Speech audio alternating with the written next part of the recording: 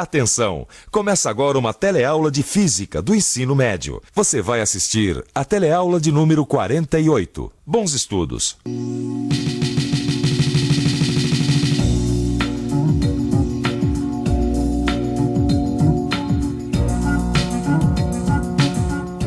Olha só que absurdo! Novo teste nuclear no Oceano Pacífico. O mundo protesta, faz muito bem de protestar, é isso mesmo.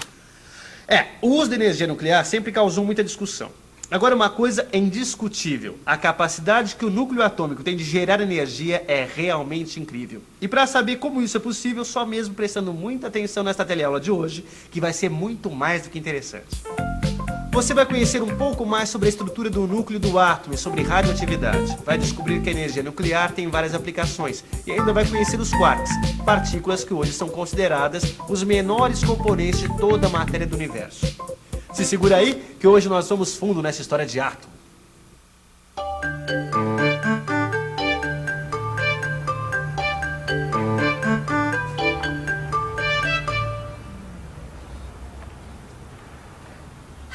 Maristela, olha só que incrível! Os gregos pensavam que o átomo era o menor componente da matéria e que ele era indivisível.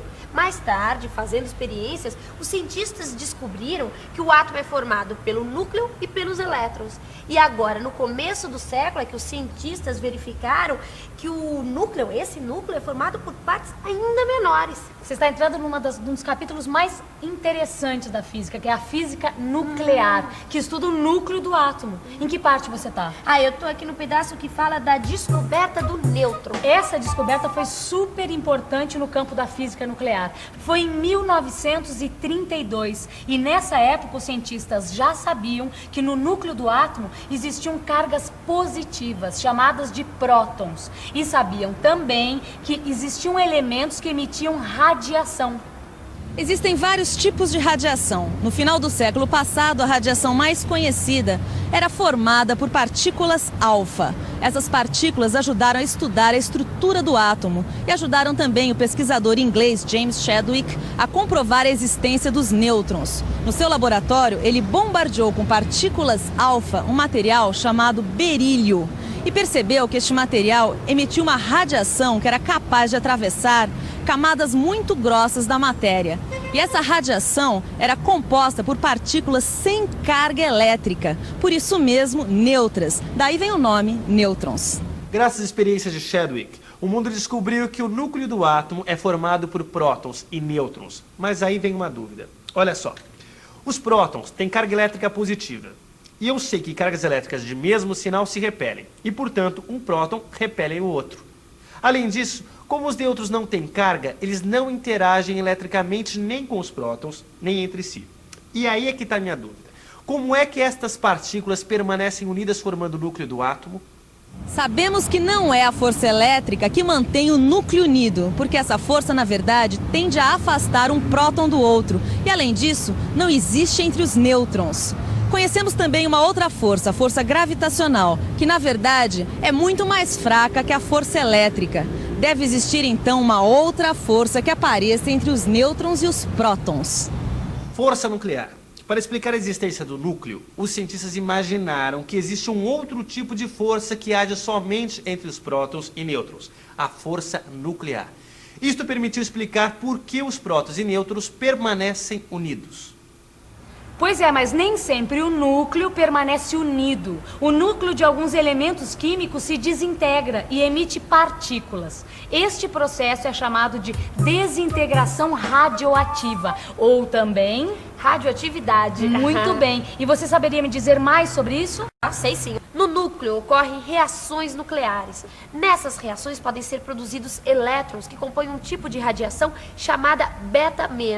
Esses elétrons são iguais aos que existem ao redor do núcleo, mas não são os mesmos. E existe outro tipo de partícula também produzida nas reações nucleares. São chamadas de pósitrons. Os pósitrons são muito parecidos com os elétrons, mas têm carga positiva. Essas partículas compõem a radiação beta+. Dá uma olhada nessa tabela que tem aqui, ó. Olha aí, A radiação beta pode ser positiva. Nesse caso, ela é formada por pósitrons. E pode ser negativa. Nesse caso, ela é formada por elétrons. A radiação alfa, muito usada nas experiências, é composta por partículas alfa, que são formadas por 2 prótons e 2 nêutrons. Quando o átomo de um elemento químico se desintegra emitindo radiação, na verdade ele está perdendo parte do núcleo. Nós já sabemos que o elemento químico é caracterizado de acordo com seu número atômico, ou seja, de acordo com o número de prótons que existem no seu núcleo. Vamos entender tudo isso melhor estudando o que acontece quando o urânio se desintegra. O urânio é representado pela letra U. No seu núcleo existem 92 prótons, isto é, seu número atômico é 92. Quando o urânio se desintegra, ele emite uma partícula alfa formada por 2 prótons e 2 nêutrons. Ao emitir uma alfa, este núcleo passa a ter 90 prótons, isto é, seu número atômico passa a ser 90. Bom, você deve estar se perguntando, e daí que o número atômico mudou? Daí que o número atômico é como se fosse a carteira de identidade do elemento. Se o número atômico muda, o elemento deixa de ser ele mesmo e passa a ser outro. Quando o urânio se desintegra, ele perde 2 prótons e seu número atômico passa de 92 para 90. E o urânio deixa de ser urânio e vira outro elemento, chamado tório, que tem número atômico 90. Incrível, né? Um elemento se transforma em outro. Incrível mesmo, hein, Maristela? O elemento se transforma em outro. Mas me diz uma coisa, o que acontece com a partícula? Partícula? É, a partícula alfa emitida. Ah, claro. As partículas alfa são emitidas com muita energia cinética, isto é, energia de movimento. Elas viajam pelo espaço até encontrar um meio material ao qual transferem grande parte de sua energia até pararem. Quando elas param, elas capturam um elétron do meio, dando origem a um átomo de hélio, que fica preso no material. O problema é que, antes de parar, a partícula alfa provoca uma ionização no meio. Isto é, ela sai arrancando elétrons dos átomos que se transformam em íons. Ou seja, há átomos cujo número de cargas positivas é diferente do número de cargas negativas. Este é o perigo da radiação. Aí, sabe, Maristela, eu só fico imaginando se esse meio material for o corpo humano. Aí eu não gosto nem de pensar. Quando as partículas alfa atingem o corpo humano, Rosinha, elas podem arrancar elétrons dos átomos que formam moléculas e assim danificam as células do organismo. Este é o lado feio da história do átomo. Mas a radiação também tem um outro lado, né? É isso mesmo, Rosinha. Agora, o uso controlado da radiação é muito útil na medicina, para fazer exames clínicos que ajudam a diagnosticar e a prevenir doenças. Ela é usada também no tratamento de doenças, através da radioterapia. Nós estamos ao lado de um reator nuclear. E este aqui é o Instituto de Pesquisas Energéticas Nucleares de São Paulo. Nós vamos conversar agora com o professor Roberto. Professor, o que acontece nesses reatores nucleares? Este reator, a exemplo de outros reatores distribuídos no mundo, ele funciona baseado na fissão nuclear. Para que ocorra a fissão nuclear, é necessário que tenhamos uma fonte de nêutrons e um combustível, no caso, o urânio. Esses nêutrons emitidos pela fonte, eles vão então entrar no núcleo do urânio e vão provocar a chamada fissão nuclear. Esta fissão nuclear emite então uma energia muito grande. E qual a diferença entre o reator nuclear e a bomba atômica? O princípio, novamente, é o mesmo, ou seja, a fissão nuclear. Ocorre que num reator você pode controlar a fissão. Controlando a fissão, a quantidade de fissões, você pode controlar a potência do reator. Enquanto que numa bomba atômica você tem uma grande quantidade de fissão sem controle, ou seja, uma liberação de energia num tempo muito curto. Quer dizer, então, que essas explosões atômicas no oceano são resultado da ruptura dos núcleos de alguns elementos, sem que haja controle sobre a energia liberada. Interessante, e mais interessante ainda, é o que diz aqui neste livro. A energia do Sol também tem origem em reações nucleares. No Sol ocorre um processo inverso à fissão, chamado fusão nuclear, isto é, os prótons presentes no Sol se juntam, ou seja, se fundem, e formam núcleos de um outro elemento químico chamado hélio. O resultado dessa fusão é a liberação de uma grande quantidade de energia, que se propaga pelo espaço, atingindo também a Terra. Nós existimos graças a essa energia. César Lattes. Eu não sabia que tinha um cientista brasileiro na história da física nuclear. Pouca gente sabe, Rosinha, mas em 1947, César Lattes foi um dos responsáveis pela descoberta de uma outra partícula, o píon. Mas é bom não confundir, o píon não faz parte do átomo. Ele é uma partícula que surge das colisões entre outras partículas e tem um tempo de vida curtíssimo. E como é que os píons foram descobertos?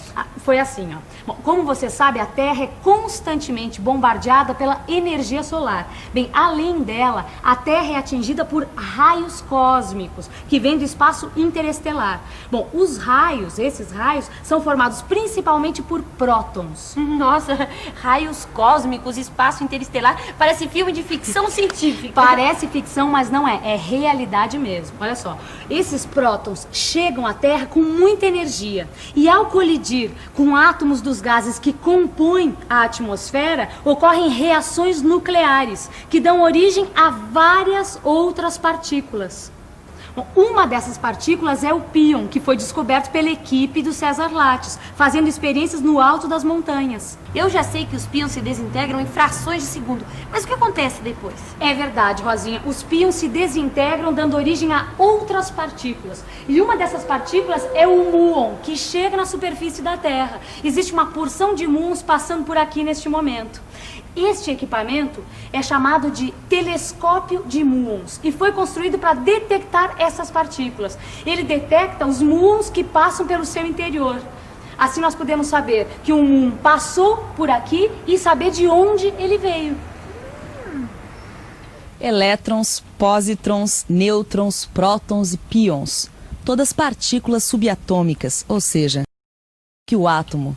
Os gregos acreditavam que o átomo era indivisível e que não existia nada menor do que ele. Depois os cientistas descobriram que o átomo tem componentes menores do que ele e que esses componentes podem ser separados.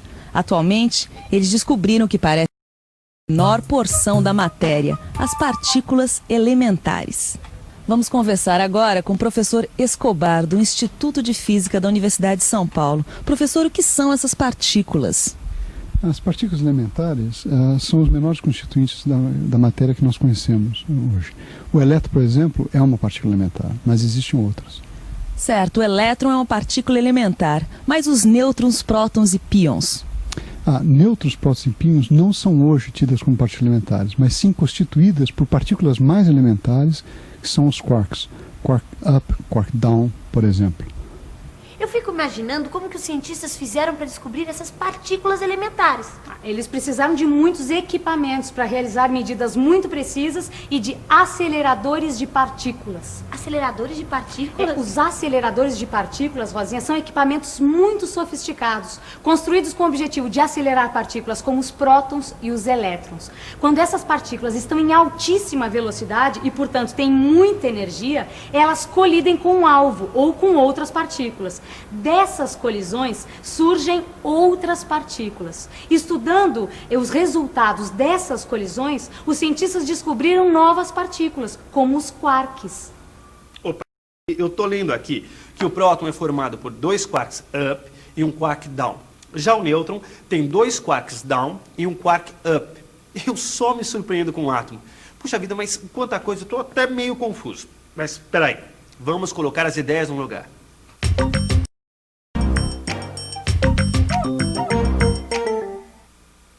Os cientistas já sabiam que o núcleo do átomo era formado por prótons e nêutrons. Depois, eles descobriram que os prótons e os nêutrons eram formados por outras partículas ainda menores, chamadas quarks.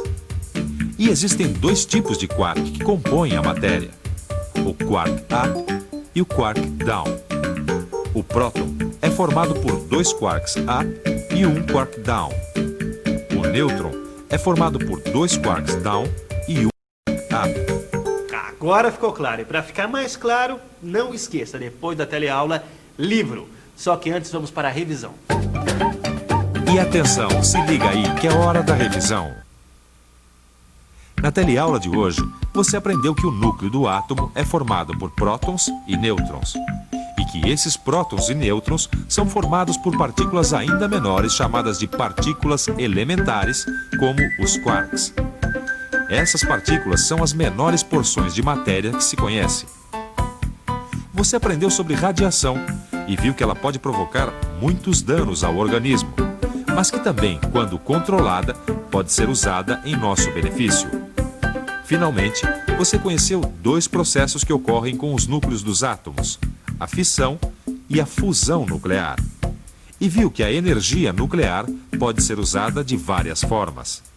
É isso aí, não existem limites para a ciência. Com o avanço da tecnologia e a criatividade da mente humana, muitas descobertas ainda estão por vir. Na próxima teleaula a gente continua, onde nós vamos estudar sobre as ondas eletromagnéticas. Até lá!